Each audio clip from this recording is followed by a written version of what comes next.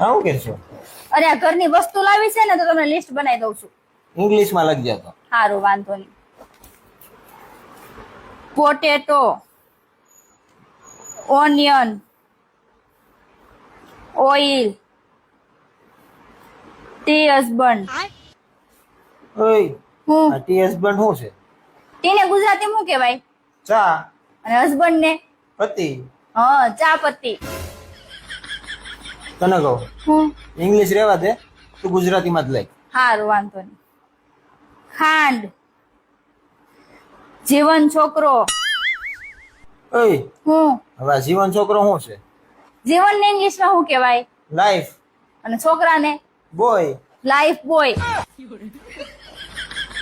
તને કહું હું એક કામ કર, તું ખાલી કે બુક મને આપી દે, હું લખતો જાઉં. લે.